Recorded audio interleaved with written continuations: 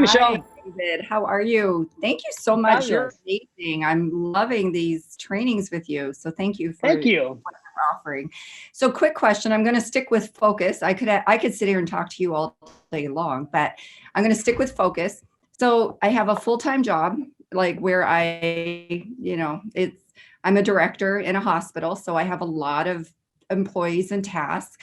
And then I also am an entrepreneur coach. And I have two daughters, preteen girl and a teen girl, and a lot of activities. And I find myself, I'm doing all the things that Brendan like recommends. I have my high performance planner. I actually have a planner, and then I have my high performance planner. Like, I'm a planner, right? You have to plan. But I find that sometimes, like, I forget about what my goals are. Like, even though I have like I have these goals, I lose focus.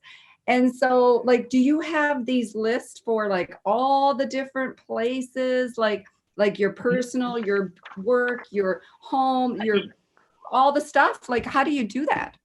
So I don't do it that way Okay. because I too have written all this stuff. I have the journals. I have Brendan's planner. It's a great planner. I have so many things, right? And exactly Right. what you're talking about. I have so many of these, that I write in.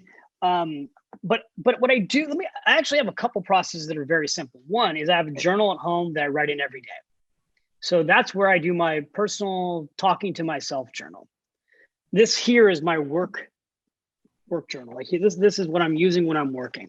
So I've got a work journal, I've got a personal journal. I've been writing in personal journals since my 20s. Since I heard the story, I think it was Tony Robbins say, if your life is worth living, your life is worth recording. Mm-hmm. And I just, it's such a gift to be able to go back and read your journals. I go back and I reread my journals all the time. Where was I a year ago? What was I thinking about 2 years ago? Because we have reoccurring themes. And a lot of times it takes us a long time to actually hear our reoccurring themes. But when it's on paper and you're like, oh my God, I've been writing about this for 3 years, deal with it already, right? So that's number one. Number two, I have three things in my office. I have the yes now list. I have the not now list. They sit on a bulletin board. Then I have a second long piece of paper that is a 3-year chart. I'm here, and this is what I want to do over the next 3 years. And that's it. That's what's in my office. Those three things. And I update the yes now list. I look at the yes now list every single, I can't miss it. It's sitting on a bulletin board, like a $10 bulletin board on my desk in front of my computer. And so it's always there. My family sees it, my kids see it. And eventually things get checked off. And then sometimes, like last year when I got them checked off, I didn't add new things. I checked them off and I'm like, okay, there's only 2 more to go. Whereas there are times where I'm really pushing myself and I go, okay, it's checked off, and I throw a new one up there. So it just depends on where I am at that point in my time. So your 5 things, your 5 priorities can be personal, Yes. like different, like you have 3 businesses. I guess, you could like work and business. I mean, work is different, but you kind of have one list for everything. Yep. I mean, like if you were to look at my list right now, I'll just tell you what it says right now. Like literally my number 1 is my ankle. And the reason, and also I write down my why. That's why I have why are you serious? Why are you ready to focus on this?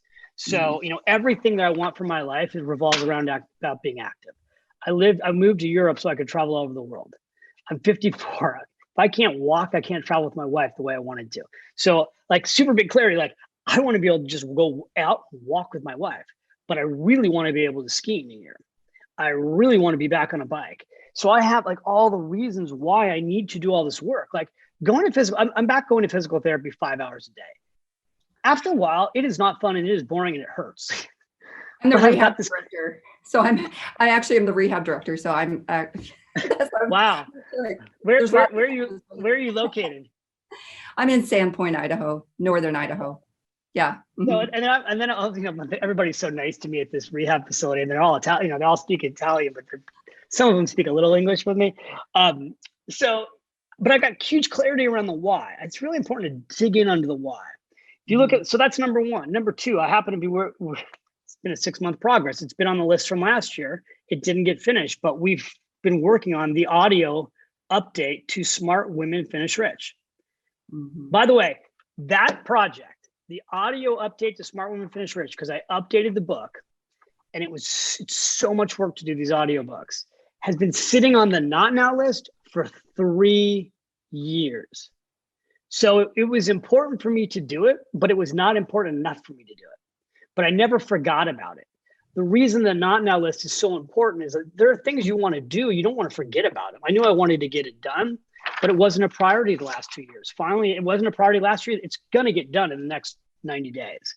So that's on my list. Growth Day is on my list. Now, interestingly enough, and here's a great example of how this works in the real world. Growth Day was not on my list on December 29th. December 29th, where's my buddy Brendan, sends me a text. Hey, buddy, can you get on this New Year's Day call with me? What? Sure. I mean, and for anybody but Brendan, the answer is no. I'm on vacation. First of all, I am always on vacation on New Year's. I never work on New Year's. I don't work in the summer. I don't work for most month of December. But Brendan texts me, and I'm literally on vacation. I'm at a spa, and Alicia's like, you're seriously going to get on this live event with Brendan on New Year's Day? I'm like, yeah, it's Brendan. I love the guy. Okay, next thing I know, there's this thing called Growth Day. Buddy, it's just 45 minutes once a month. Okay, I've been around long enough to know my buddy Brendan, who I love. Nothing is 45 minutes. No big deal. If I'm going to present to you guys for an hour, I'm going to prepare for 10. Right? Like, I don't just show up at these things. This is a keynote to the next level. So something like Growth Day is a great example. This is at minimum 100 hours of commitment of my time for the year. I share that with you because when I decided to do Growth Day, I had to take things off this list. So Growth Day is sitting here at number 3. What got moved off this list? 2 things got moved off this list when I got hurt and decided to do Growth Day. I had 2 books planned. I know how much time those books were going to take, even though I've got a huge team around me telling me it's not going to, everybody always tells you it's not going to take a lot of time. Everything takes more time than people tell you it's going to take. I don't care how good at this stuff you get. Everything takes more time. It's like redoing your house. The person comes over and says, it's going to be a 6-month project. Yeah, that meant a year. It's going to cost 50 grand. That meant 100 grand, right? Like, whatever it is, things are always take longer and cost more. So point being, when I committed to Growth Day, I'm like, it's not going to be one of those things that I'm regretting. I'm going to show up fully present, no matter what, do the work to deliver to thousands of you because I want to make the impact. This is like a way for me to give back. But something else has got to come off my list. I have on here so I'm just literally, you asked the question. I have on here personal finances. I have a whole bunch of specific things that I want to clean up this year related to my family's financial life that are like detail stuff. Partially because I thought I was going to die back in October when I went to an emergency room thinking I had a brain hemorrhage.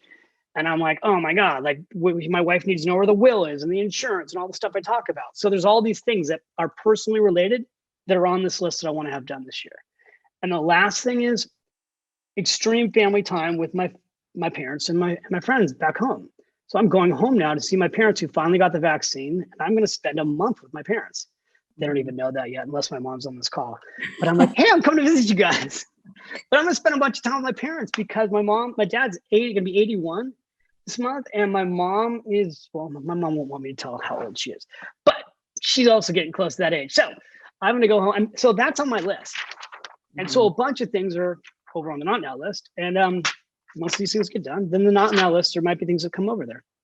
Sorry, that was a long answer to your question, but No, it's good. It's good. Sometimes I just like, there just seems to be so many that is that feels like it's a priority. And so I need to really, yeah, I have so many projects, and every week I'm looking at what I'm going to do this week, but I feel like every week it changes. And so I don't get the result that I want as quickly as I'd like to, versus maybe just letting more things go and just maybe being a little more hyper focused on certain tasks is what I'm getting today. Yeah, well, because what happens when everything's a priority, nothing is a priority. Right. And you feel, and I mean, I do pretty good, but sometimes it's like, I didn't get that done. Or like, you just feel that more of that overwhelm, I guess, that you could maybe manage a little better if you use this tool. So I appreciate that. And I'm grateful that GrowthDay is on your top 5 because you're bringing it. I appreciate you. Thank you. Thank you very, very much. I totally appreciate that. And, I just so you know, like, I know everybody here can relate to what you're saying. Like, we're all overscheduled. And we also have our culture is about being overscheduled, specifically like the United States. Some cultures are not about being overscheduled, but the United States is about being overscheduled.